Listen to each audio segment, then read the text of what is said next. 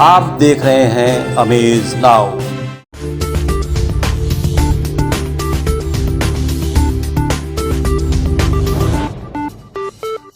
नमस्कार दर्शकों, amaze now की खास पेशकश में आप सभी का स्वागत है। 31 सालों का इंतजार हुआ खत्म। जी हां दर्शकों, 31 सालों से बंद पड़े गोरखपुर के फर्टिलाइजर स्थित खाद कारखाना एक बार फिर शुरू होने जा रहा है, जिसकी सौगात खुद देश के प्रधानमंत्री नरेंद्र मोदी 7 दिसंबर को गोरखपुर में मौजूद रहकर देने जा रहे हैं। खाद कारखाने को लेकर कुछ बातें आपको जाननी बेहद ही जरूरी हैं। तो आइए हम आपको बताते हैं कि गोरखपुर के फर्टिलाइजर स्थित ये खाद कारखाना 1968 में स्थापित किया गया था, जिसमें हजारों लोगों को रोजगार मिला था। लेकिन एक हादसे के बाद इसे 1990 में बंद कर दिया गया और तब से ये बंद ही था। उस दौर से लेकर अब तक तमाम सरकारें आई और गईं, लेकिन अभी तक इस पर किसी ने ध्यान भी नहीं दिया था। जबकि पहली बार गोरखपुर के सांसद के रूप में 1998 में जब योगी आदित्यनाथ ने राजनीति में कदम रखा तो उन्होंने संसद में इसको लेकर आवाज उठाई और उस समय से लेकर लगातार आवाज उठाते रहे। लेकिन जब केंद्र में बीजेपी की सरकार आई तो पीएम मोदी की पहल से एक बार फिर इसे पंख लग गए और आज उसका असर भी दिख रहा है।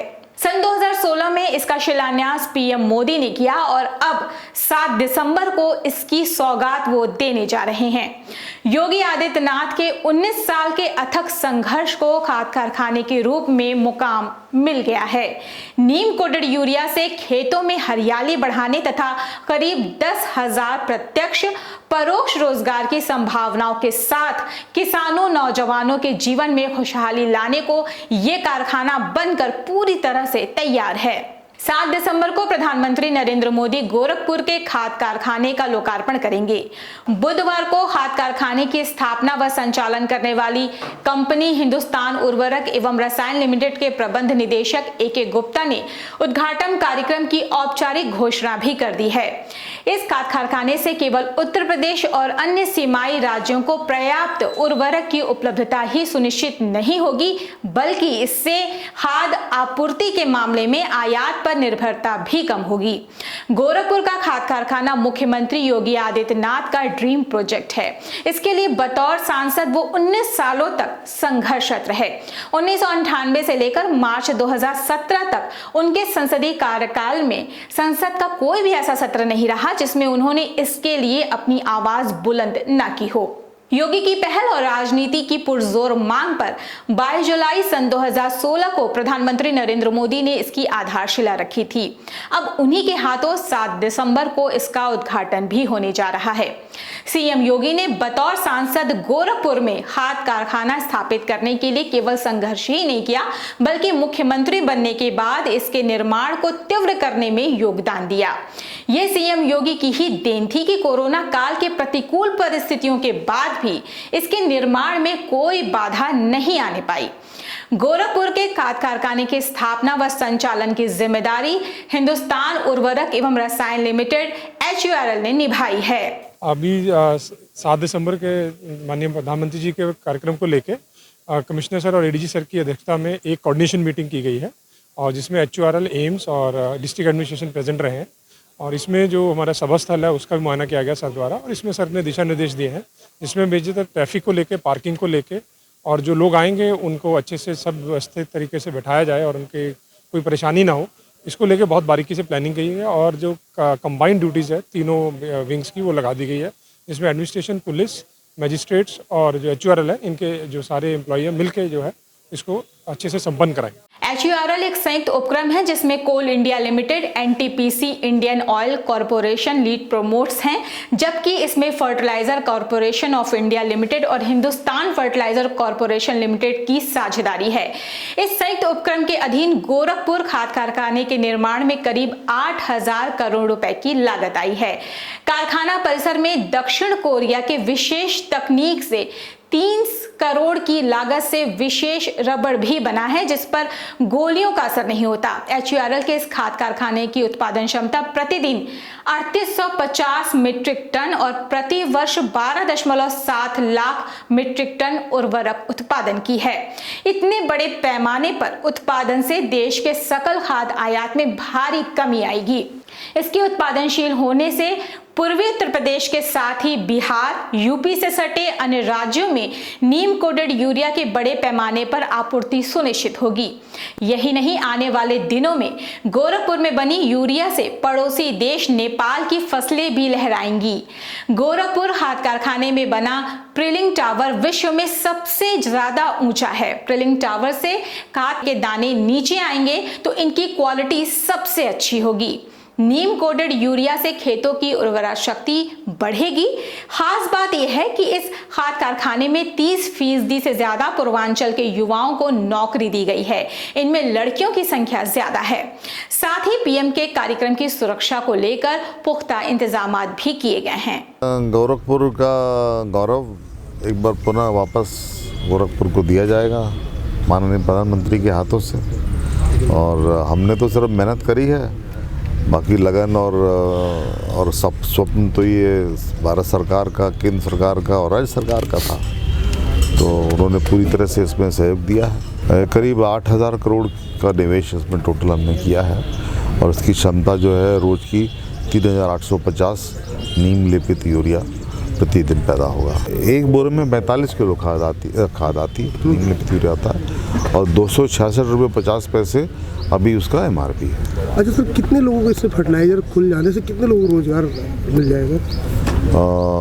प्रत्यक्ष रूप से तो करीब 370 लोगों को रोजगार मिलेगा और प्रत्यक्ष रूप से हम समझते हैं 1500 से 1600 1700 तक जरूर मिलेगा। पीएम के कार्यक्रम को लेकर अधिकारी लगातार निरीक्षण कर रहे हैं और चप्पे चप्पे पर पैनी नजर रखी जाएगी।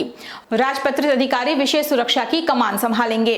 साथ ही ADG की देखरेख में सुरक्षा का खाका तैयार किया जा रहा है। कार्यक्रम को देखते हुए आज अधिकारियों द्वारा परिसर का भ्रमण किया गया है और कार्यक्रम की समीक्षा की गई है, अधिकारियों की ब्रीफिंग की गई है और इसमें तमाम फोर्स लगाया जा रहा है जिसमें LIU, civil police, traffic, PSC और जो सिविल डिफेंस है उन सब का मदद लिया जाएगा इसमें। और कार्यक्रम को सकुशल संपन्न करवाने के लिए CCTV और तमाम ट्रैफिक के बैरियर, डाइवर्जन पॉइंट्स इत्यादि की सबकी व्यवस्था की गई है और कार्यक्रम का रिहर्सल भी किया जाएगा और प्रॉपर ब्रीफिंग के साथ कार्यक्रम को सकुशल संपन्न करवाया जाएगा। हिंदुस्तान उर्वरक एवं रसायन लिमिटेड के गोरखपुर खाद कारखाने के साथ ही प्रधानमंत्री नरेंद्र मोदी 7 दिसंबर को अखिल भारतीय आयुर्विज्ञान संस्थान एम्स और बाबा राघवदास मेडिकल कॉलेज स्थित रीजनल मेडिकल रिसर्च सेंटर की अत्याधुनिक हाईटेक 9 लैब का लोकार्पण भी करेंगे।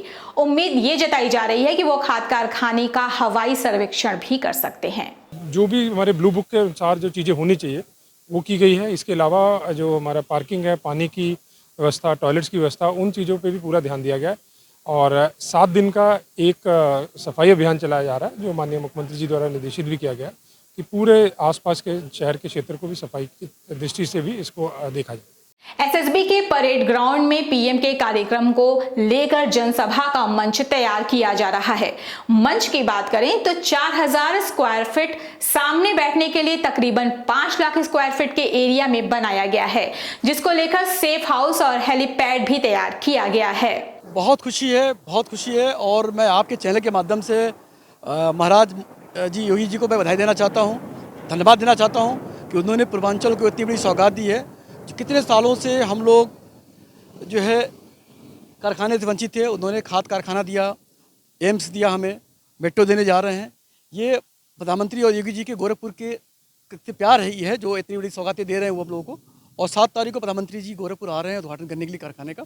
और ये गोरखपुर की जनता में पूरा उत्साह है और गोरखपुर जनता हृदय से उन्हें धन्यवाद देना चाहती है कि उन्होंने पूर्वांचल के बारे में सोचा और जो कारखाना इतने सालों से बंद पड़ा था उसे पुनः चालू करने जा रहे हैं। और ये बहुत बड़ी खुशी की बात है। गोरखपुर जनता में खुशी की लहर है।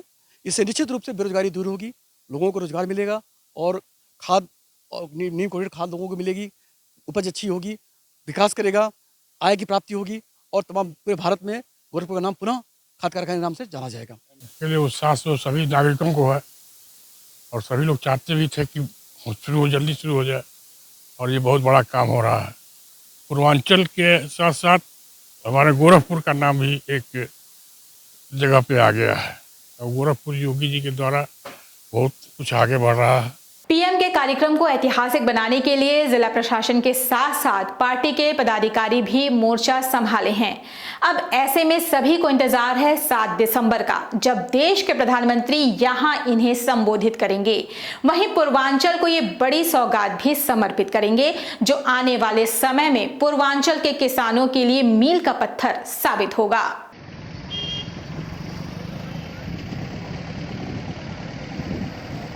तो दर्शकों, ये थी हमारी खास पेशकश। अधिक जानकारी के लिए जुड़े रहें हमारे फेसबुक पेज, यूट्यूब चैनल और वेब पोर्टल से। आप देखते रहिए अमेज नाउ।